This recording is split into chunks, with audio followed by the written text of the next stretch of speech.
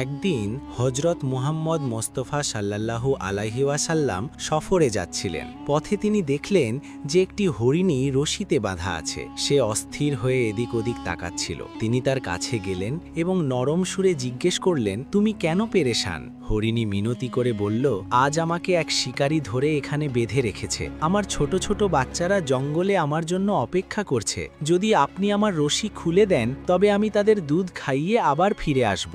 নবী করিম সাল্লাল্লাহু আলাইহি ওয়াসাল্লাম হরিণীর অসহায়ত্ব দেখে শিকারীকে বললেন, তুমি কি এই হরিণীকে কিছুক্ষণের জন্য আজাদ করতে পারো, যাতে সে তার বাচ্চাদের দুধ খাওয়াতে পারে? শিকারী, যে একজন ইহুদি ছিল, অবাক হয়ে বলল, যদি এ ফিরে না আসে তবে আমার ক্ষতি হবে। তখন নবী করিম সাল্লাল্লাহু আলাইহি ওয়াসাল্লাম বললেন, যদি সে ফিরে না আসে তবে আমি তোমাকে এর মূল্য পরিশোধ করে দেব।